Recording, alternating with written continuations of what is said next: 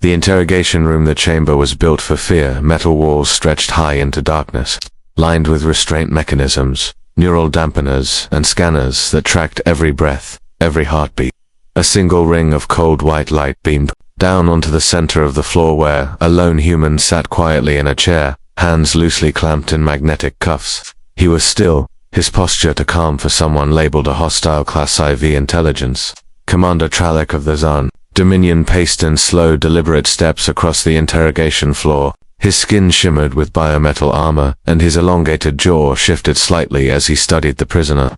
His 10 eyes blinked out of sync, a habit when curious or disturbed.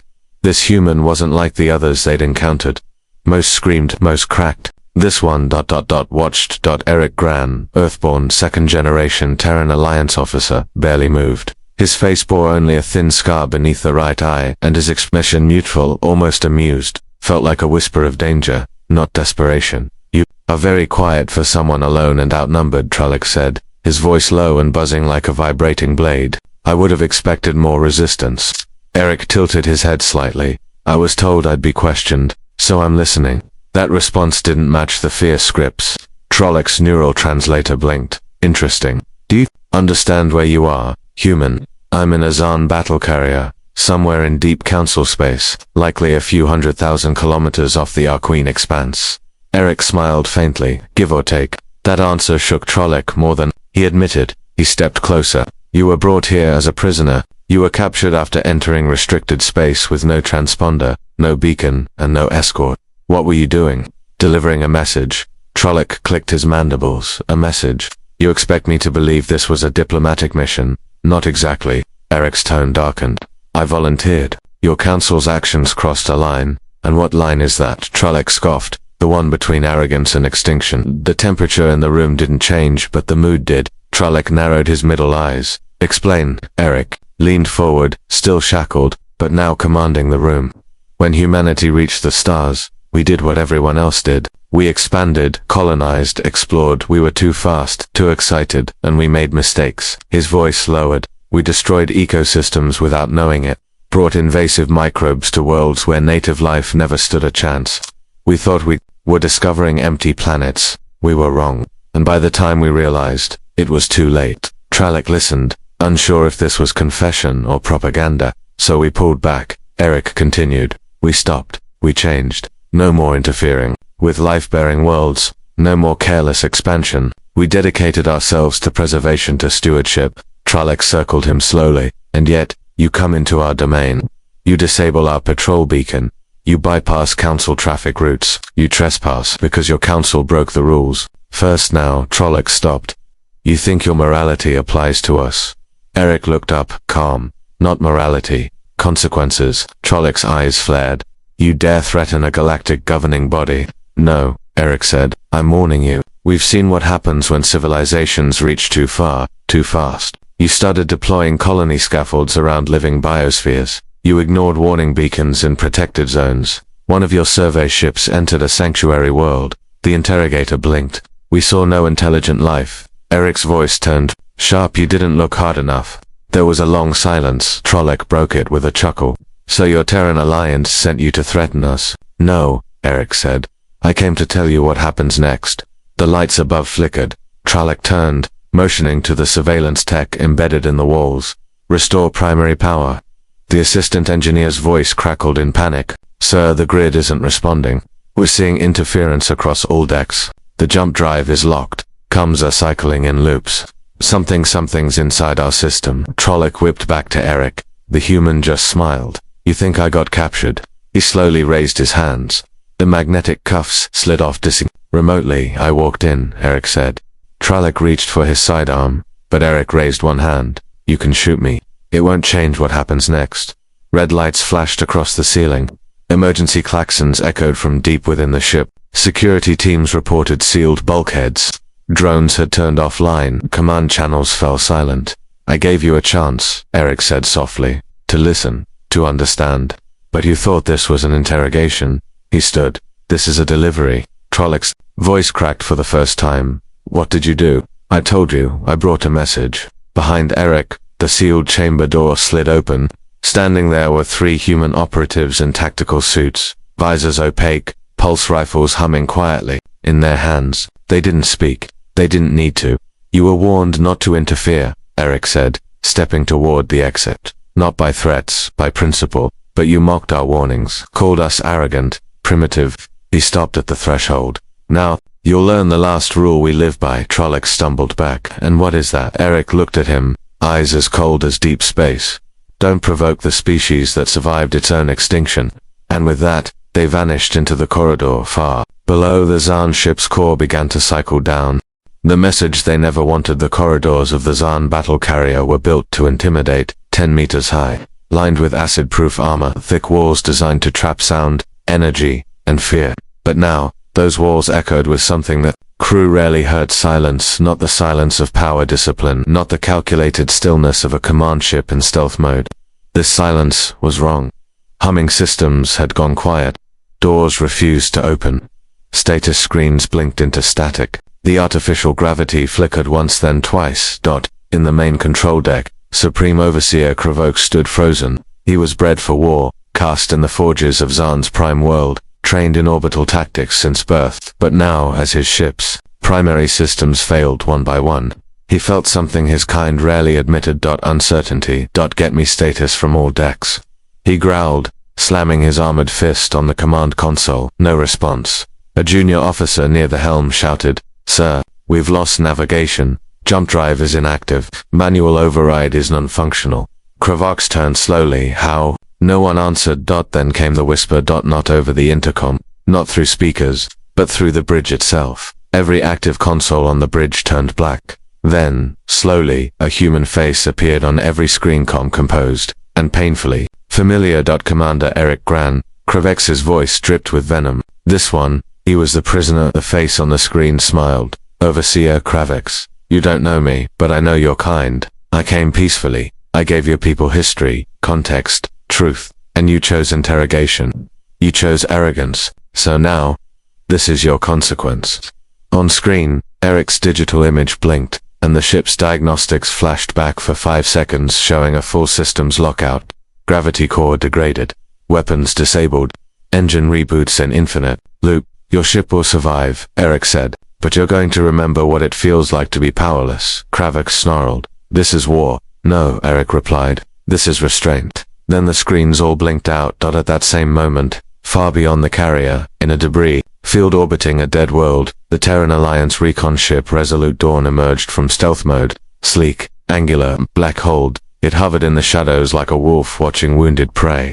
Inside, Eric returned to the bridge. He removed his infiltration suit, pulling off the neural uplink helmet. His crew stood at attention, not out of formality, but respect. "Was it done?" asked LT Juno Reese. Eric nodded. They got the message. Captain Mara Kent, who had held command while Eric went under, stepped beside him. "You sure they'll understand it?" "No," Eric said. "But the rest of the galaxy will." She folded her arms. "You dropped a digital ghost into a sovereign warship, paralyzed their entire crew, and walked out alive. You're about to start a diplomatic earthquake." "Good," he said. Captain Kent studied his expression. "Was it worth it?" Eric didn't answer right away. "We've spent decades holding the line," he finally said. "Protecting life-bearing systems, warning civilizations not to repeat our mistakes. And every cycle someone new calls us cowards, or monsters, or gods. But now they'll call us something else. What proof?" Back on the Zaan carrier, panic brewed beneath the command deck. Officers who had never seen failure now faced a ship that wouldn't obey. Medical teams received hundreds of cases of stress, seizures. Security chiefs called for full lockdowns only to realize their override codes were wiped clean. And through it all, rumors spread. The human wasn't restrained. The human never begged. The human had been invited. In the lower holds, a Zaan technician, named Seville, sat quietly, playing back a short audio clip she'd captured on a handheld recorder. It was the human's voice during the interrogation, echoing faintly, "Don't provoke the species that survived its own extinction." She listened to it again, and again. Something inside her shifted in another corner of the galaxy. The broadcast from the Resolute Dawn was already spreading, carefully encrypted, routed through dead satellites and forgotten relays. It wasn't public, not yet, but diplomats, admirals, and warlords were watching it closely, because it wasn't just a warning, it was proof that the humans could reach anywhere. touch anything, and vanish. Back aboard the Resolute Dawn, Eric stood in the observation deck, eyes locked on the Zaan battle carrier shrinking into the distance. The lights of the dying system flickered across his reflection in the glass. "Do you think they'll attack again?" Juno asked, stepping beside him. He didn't look away. "They'll talk first this time. And if they don't," Eric's voice was like ice wrapped in steel, "then we remind them." The Resolute Dawn turned silently, vanishing into FTL drive. No flash, no sonic boom, just a subtle bend in the stars. And with it, humanity disappeared again, untraceable, unpredictable, but never forgotten. Echoes of extinction, the stars burned quietly over the Vekari cluster, a region of space long considered unstable, politically fragmented, and too far from central council power to enforce regulation. It was here that small empires rose and fell like dust on the wind. Warlords, syndicates, minor houses all clawing for resources on the fringes of law. And it was here that the Terran Alliance's warning began to turn into a reckoning. The mining ship Grelvarnica, a retrofitted cruiser, belonging to the Obrick Syndicate, floated high above an oceanic world below. Beneath its hull, automated siphons pumped raw minerals from a deep rift into the ship's processing chambers. The world itself was primitive. No known civilization, but there were signs deep within its oceans of rising sentience. The miners didn't care. They'd received no warnings from the council, no restrictions. Until now. The ship's captain, Brokarvesh, stood on the bridge chewing a long black rootstock, unaware that his entire command crew was moments away from panic. At first it was a flicker, a dimming in the nav lights, but a static pulse through the main screens, then silence. One by one, systems dropped offline. Not violently, not dramatically, just turned off. Then a message blinked across every terminal. "Cease all operations. Evacuate the system. You are violating the fourth rule." Brokar spat out his root. "Who the hell is this?" he roared. No response. Instead, on the edge of the atmosphere, something shimmered. It was the Resolute Dawn. The ship had arrived without signal, no FTL ripple, no drive flare. It was simply there like it had always been, aboard the Terran vessel. Commander Eric Gran stood on the command deck, arms folded, watching the mining ship through an atmospheric scan. The planet below shimmered with life. Strange aquatic creatures, ancient fungal networks, slow-moving leviathans migrating across underwater canyons. "Any response?" he asked. Juno Reese shook her head. "No, but their engines are powering down. Weapons offline. I think they got the message." Captain Kent raised an eyebrow. "And if they don't leave," Eric's voice was calm, "then we show them the cost." A pulse signal was sent, non-lethal, electromagnetic. It disabled the Grelvarnic's com relays and erased their jump coordinates. Not destroyed - just ... removed. Message reinforced. Back on the mining ship, Brokar pounded his fist on the console. "We're being hacked. Where's our AI? Where's backup?" His second-in-command looked pale. "Sir, we're blind, and we're not alone out here." Above them, the Resolute Dawn hovered, unmoving, watching. The fourth rule wasn't just policy, it was a presence. Meanwhile, on Sarath Prime, Council High Command was fracturing. New meetings, new arguments. Now dozens of worlds, particularly those on the periphery, were demanding to align with Terran doctrine, not out of loyalty, but survival. "If they can disable a Zaan warship, what chance do we have?" asked the Arquin ambassador. "They're playing God," shouted another, "deciding who lives and dies based on their ancient guilt." "They're not playing God," whispered an aged senator from the Tech Coalition. "They're protecting what they couldn't save before." In the quiet corners of the council, words like protectorate, compliance, and neutrality pledges began to circulate, even among the powerful. Fear was spreading. Elsewhere, far from the politics and panic, a simple family of researchers on the world of the Soon received an encrypted message. It was short, no video, no voice, just text. "A Terran observation vessel is in orbit. You are not alone. Continue your work. You are safe." They had never requested protection, never applied to the council. They were studying an early mammal species in their valley. Now they knew someone was watching over them. The Resolute Dawn never made contact, never landed, never interfered. It simply moved on. Back on board, in the low-lit strategy chamber of the Dawn, Eric sat alone with a digital map of known council interference sites. There were 48 flagged regions. He tapped on the top 3. Red icons pulsed with quiet warning. Juno stepped in. "We just received word. One of the border empires has halted terraforming operations on its outer moons. They cited ... philosophical alignment with the fourth rule." Eric didn't react. That's to this week.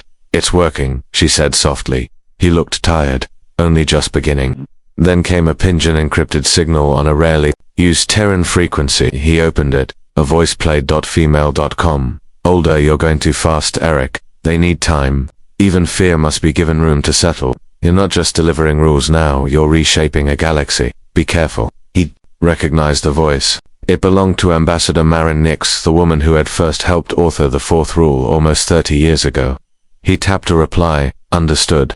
But some of them are already setting fire to the cradle. We're just catching the embers. Back on the Zaan carrier, the incident still haunted the officers.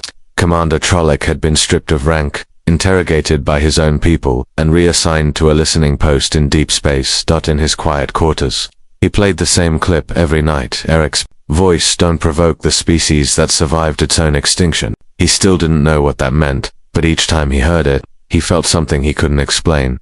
Not hatred, not anger, just quiet, sobering fear.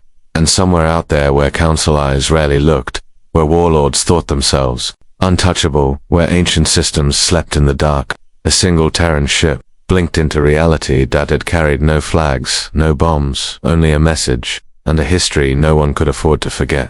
The whisper before the storm, the resolute dawn hovered in geostationary orbit above a lifeless gas giant. No cities below, no ships nearby. Just the eerie, endless swirl of pressure storms and violent purple lightning breaking across the upper atmosphere. Yet this emptiness was not idle. Within the command chamber, Eric Gran reviewed surveillance files pulled from dozens of council systems.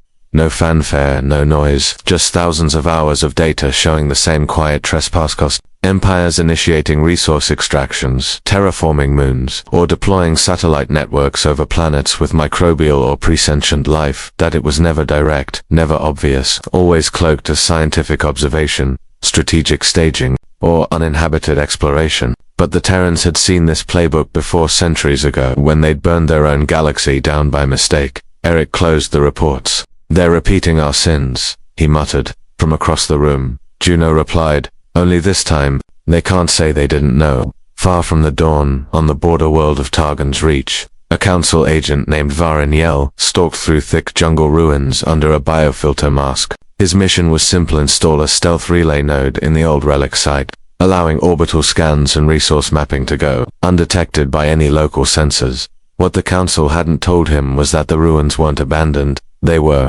sacred ground. Nestled within the vines and stone archways lived a simple tribe, barely beyond the Bronze Age. They had no mess, no defense grid, only prayers, customs, and a long oral memory passed down about sky shadows who once burned the sky with fire. Varin didn't care, not until he activated the relay and felt it short-circuit mid-transmission. From orbit, the stealth cruiser, Halleck Thorn, lost contact with him. Then the clouds above parted, not with thunder, but with silence. A long, black triangular ship dropped from hyperspace without flare. Like a phantom dot, it bore no insignia, no light, only a pulse. The Halleck Thorn tried to hail. It was ignored, then disabled. Not destroyed, just peeled open with surgical precision. Its engines shut down, its reactor flushed. The crew found their weapons deactivated and their nav database wiped clean, all without a shot fired. On the jungle floor, Varin's communicator came to life with a single message. This world is under observation. You have violated the Fourth Rule.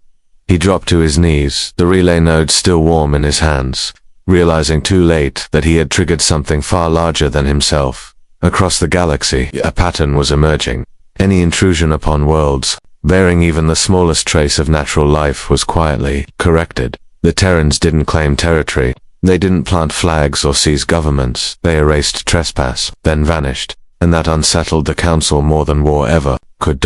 In the great capital of Sereth Prime, the Council High Assembly finally voted to issue a formal inquiry into Terran actions. The motion barely passed, but Terrans did not attend summits. They sent emissaries, singular, soft-spoken men and women who delivered messages, not arguments. One such emissary, Captain Elara Thorn, stood in the great council chamber in a plain, grey uniform. A Sarnax elder barked at her. You act without law, without sanction. Who made your people guardians of life? Elara's reply was calm. We did not choose this. We inherited it, and we bear its weight. Another shouted. Your presence is destabilizing entire sectors. We don't seek power, she said. We prevent extinction. Laughter echoed.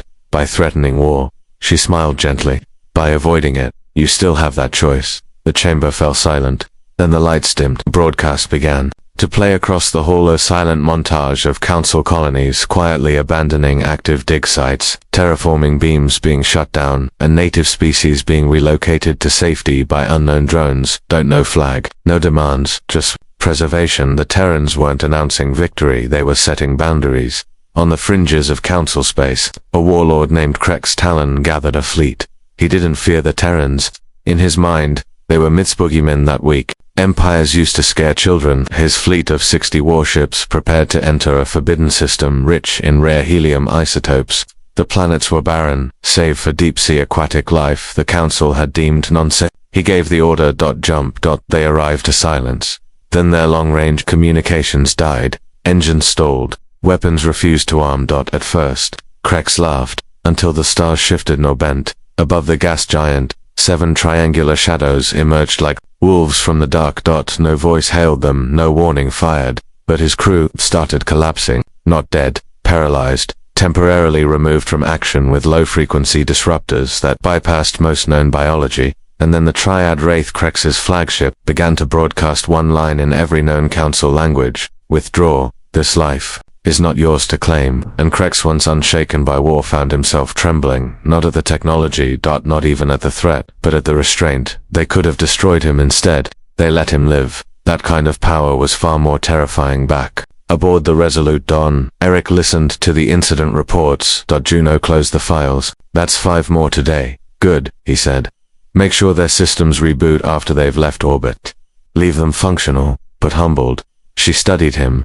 Do you ever worry that we're becoming what we feared? Eric didn't answer for a long moment. Then he whispered, only when we stop asking that question. He turned toward the viewport. Out there, far beyond the charts, past the rim of civilization, were worlds unborn. Civilizations not yet dreamed. Mistakes not yet made. And somewhere, deep in that infinite dark, humanity waited.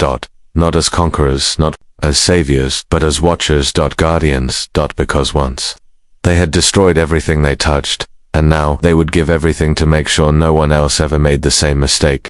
The Fourth ruled the Galactic Council chamber on Earth Prime hadn't been this full in decades. 240 species had responded to the emergency beacon, a rare quorum.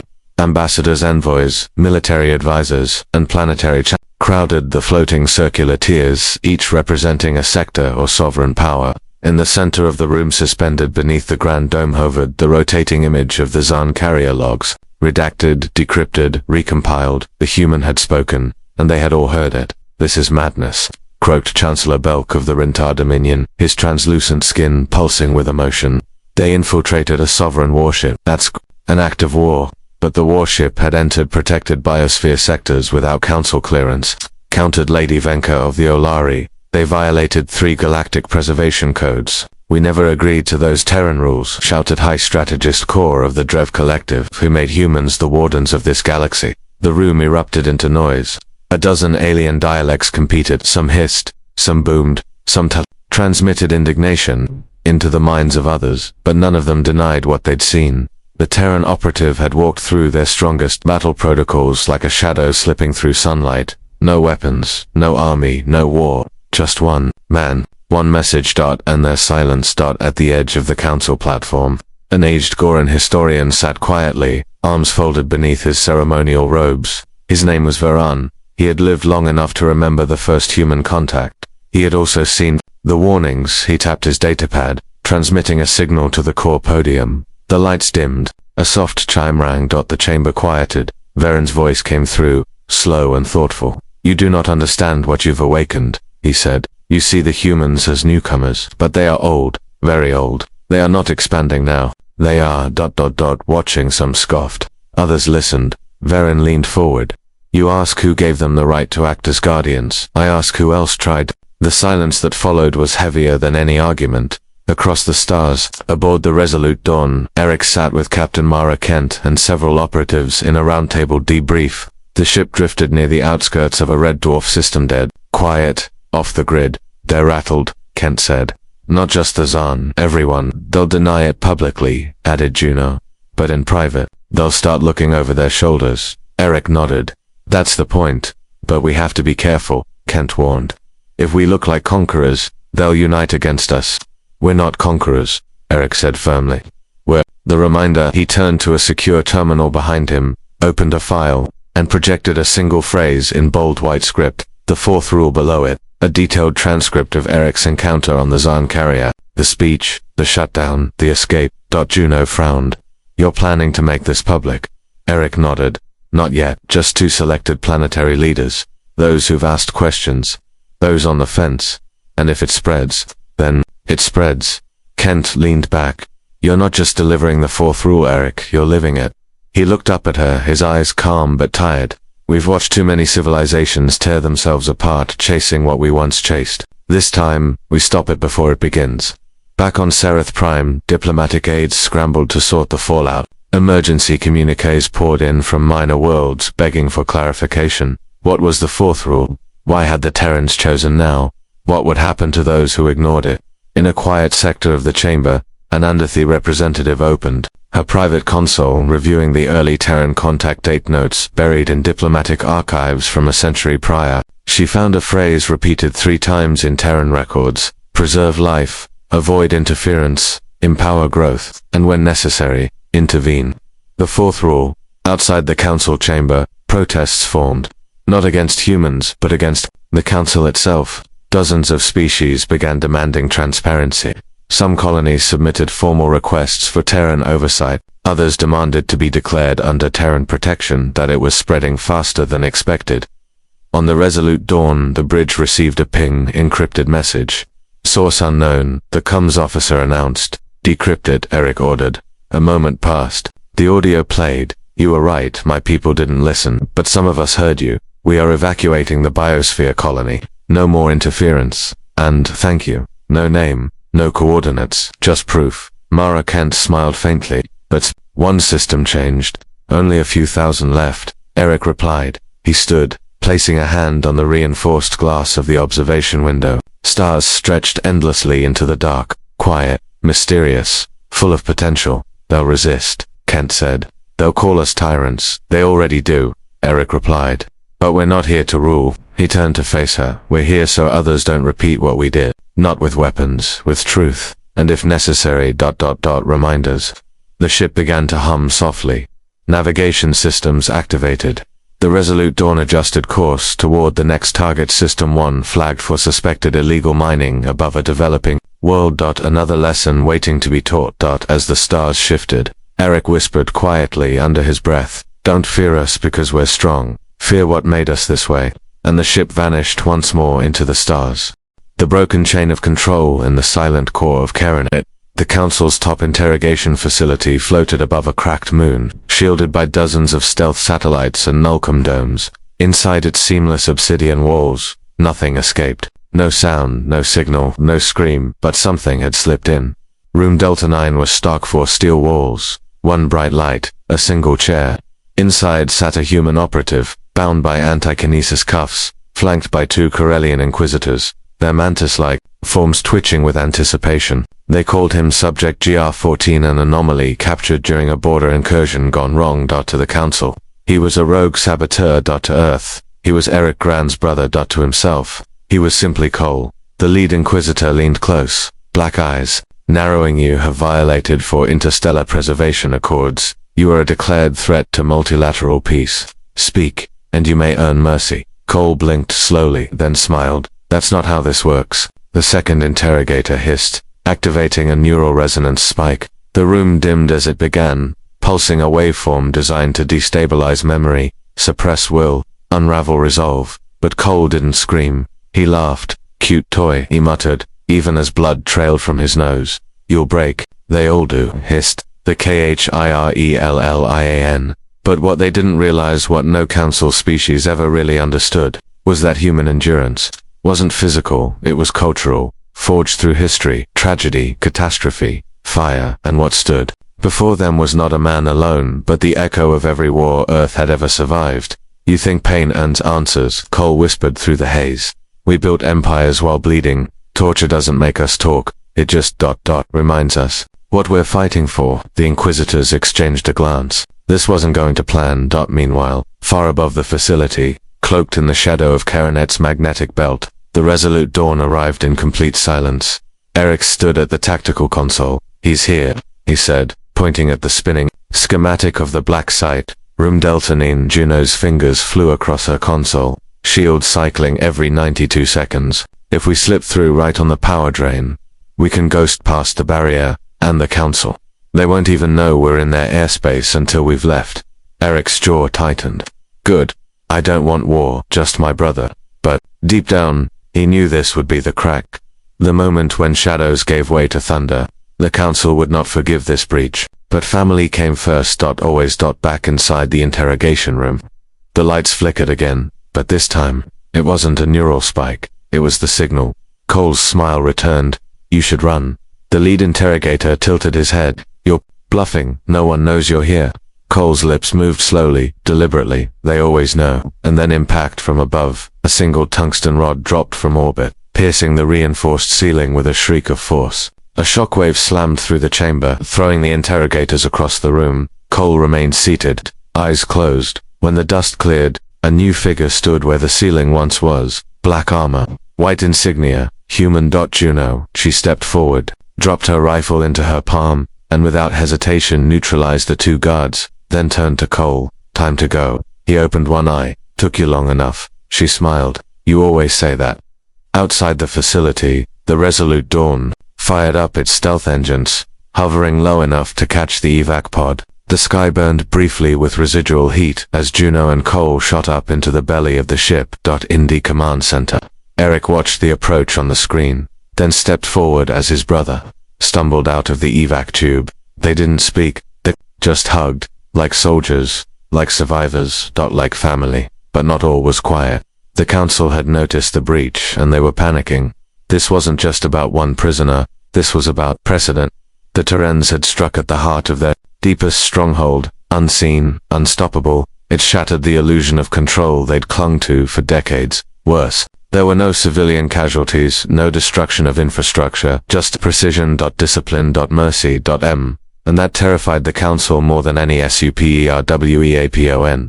At an emergency summit on Citadel Varn, High Chancellor Vurex thumped his claws against the stone podium. "This was an act of war. They infiltrated our sanctum, assassinated our personnel, extracted a high-value target and left without a trace." Others murmured, uncertain, because secretly, many admired it. "The precision, the restraint, the message. They are not conquerors," said an elder Yara representative. "They do not rule by fear, they act from conviction. We must understand this." "No," Vurex spat. "We must stop this now." But in that moment he realized there was no stopping them because this wasn't a war, it was a reckoning. Back aboard the Dawn, Eric watched his brother recover in medbay. Juno stood beside him. "They'll retaliate." "I know. Was it worth it?" Eric looked through the window where stars twinkled like distant beacons. "We don't let our own rot in silence." He paused. "Let them come. They'll find out what happens when you try to cage a human." Juno smiled. "They already are." The universe remembers Citadel Varn's great council chamber buzzed with chaos. Dozens of species filled the arena, feathers, scales, fur, and metal, all gathered under one trembling dome. The human infiltration had done more than rescue a single operative, it had torn a hole in the myth of the council's superiority. Behind closed doors, leaders whispered words once forbidden: respect, fear, and something even rarer, admiration. Chancellor Vurex slammed his claws on the polished stone. "We allow this rebellion to go unanswered. We lose more than face. We lose the structure that has kept this galaxy from chaos." But the elder Yara representative leaned forward slowly. "No, Chancellor. What we lose is our illusion of control. They didn't come for war. They came for one of their own, and they left without lighting a single city on fire," added a soft, bitter voice from the Ulari envoy. "Imagine if we had done the same for our people," Vurex hissed. "They violated protocol and in doing so interrupted the diplomat. They redefined it." Back on Earth's outer rim, on the Resolute Dawn, Eric sat alone in the observation deck, stars reflecting in his eyes. His brother Cole was healing in silence, his body bruised, but his soul intact. Juno entered quietly, handing him a datapad. "It's all here," she said. "The reports, the scans, the chatter from council space." And Eric asked, his voice low. "They're rattled. Their stronghold was a myth. We broke it with truth." He looked at her. "So what happens now?" She exhaled. "Now we build something better." It nodded slowly. Then let's get started. 10 cycles later, a ripple of energy spread across the neutral zone. It wasn't an attack. It wasn't a flare of war. It was a message. A beacon dot in every major system. It played the same way broadcast from orbit, translated into every known language. A single human voice, calm, confident, direct. To those who watched us break your unbreakable prison and wondered what comes next, listen closely. We came not to conquer, not to humiliate, but to remind you. Pause. You do not interrogate a human. You ask. You do not isolate us. You engage. Because we are not a threat by nature, but we become one by necessity. A soft hum rose behind the voice, an orchestral rise of quiet, powerful resolve. We are explorers, builders, dreamers, but we are also survivors. You taught us fear, so we taught ourselves fire. A final silence. Do better, or the next lesson will not be so kind. The broadcast cut. Galaxies held their breath. In response, dozens of formerly silenced fringe worlds began rising.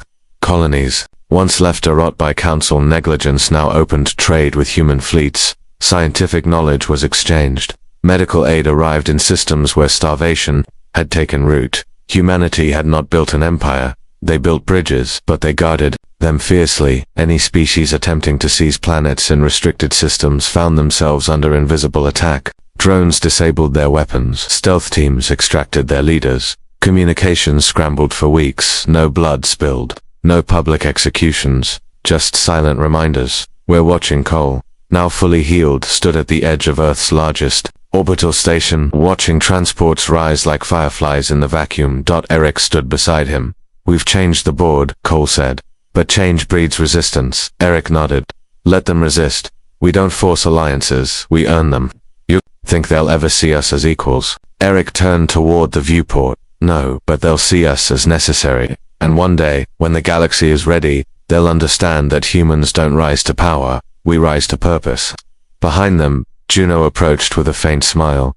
Council just issued a motion to create a new category of diplomatic species. The Guardians. Let me guess, Cole said, chuckling. They voted us in. No, they begged us to accept. Eric raised a brow, and Juno's smile widened. We said yes, on our terms. In the years that followed, humanity remained what it always had, binary contradiction, peaceful, but not passive, fierce, but fair, capable of wonder, but unwilling to be controlled. They didn't colonize with fire, they didn't enslave with power. They simply stood between those who couldn't protect themselves and those who would prey on them. And when the universe forgot the cost of cruelty, the humans reminded them, not with speeches, not with fleets, but with actions that echoed forever. The galaxy would remember because someone once tried to interrogate a human and learned the biggest mistake of their lives.